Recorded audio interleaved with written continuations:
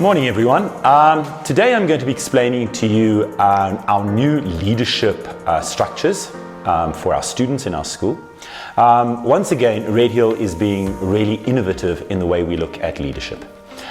What the last couple of years have taught me is that the old structures of leadership in a school are not really good for basically the school and the students themselves. What we should be looking at is a leadership structure that teaches students about leadership, but also mirrors what is happening in the world that they're going to go into, so that they understand how leadership works and how leadership structures work. So what we're going to be doing is we're going to be dismantling the old system of student leadership, where we have the traditional head boy, head girl, deputy head boy, deputy head girl, and very few students get the opportunity to lead. And rather, we're going to be modeling ourselves on student government. Student government means that we look at the structures in the school to emulate what happens in the real government in South Africa. Thus, in our new structures, we will have an executive made up of students who will run certain portfolios, and they have to carry out the wishes of the people. Then we will have a legislative, which will be made up of representatives of all of the classes, and they are in the council to come up with ideas in terms of the different policies that they'd like to see in the school. And very, very exciting for me is the idea of a judiciary.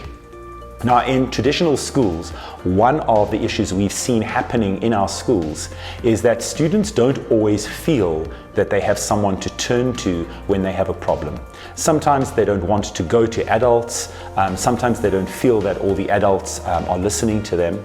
And so with the introduction of a student judiciary, students will be able to go first to the judiciary, which is made up of students, to be able to put their complaints forward, and then it will be up to the students, who are our senior students on the judiciary, to try and make decisions that are fair and equitable.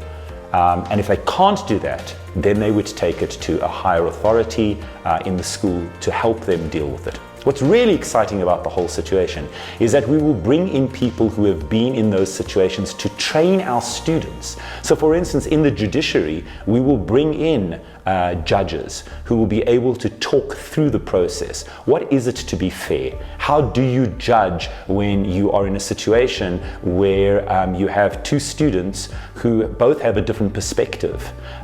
What about peer mediation? Can we train our judges to be peer mediators? And so we start to learn that students themselves can try and deal with their own issues before having to take it to teachers. I think this is really, really exciting, and I think that our students are going to learn a lot about mediation, something that we should all have as a life skill. We will also bring in counselors to talk to our legislative assembly, who are our representatives, to teach them what it means to represent students. The authority to be able to go into a council, but also the responsibility that you have when you've been empowered to represent not yourself and only your views, but those of your fellow students, your classmates, so that things can get done. And then of course the executive, which will be headed up by our student president, our student vice president, and then the other portfolios would be our student secretary, student head of judiciary, student head of council, our student head of committees, and then our student head of houses. So we will still keep our houses and our house system, and all of the students who'd like to stand in leadership positions in terms of either arts and culture within a house, or sports within a house, or spirit, will be able to also apply for those positions. And then we have other committees, portfolio committees, as they would have in any parliament, that look after certain areas of the school. But what is really exciting for the matrics, we will have an academic committee. That academic committee will deal with our academic heads on our campus, and they will negotiate time frames for when work has to be submitted. They will look at prelim timetables, and they will negotiate those times with our academic heads so that we know that our students feel that they're being treated fairly, and at least be communicated with so that they understand why we make certain decisions. We will also have a social committee that will be able to put together the whole social calendar for our matrics. It's a very important year for our matrics, and we want them to have a say in all the activities that they take part in.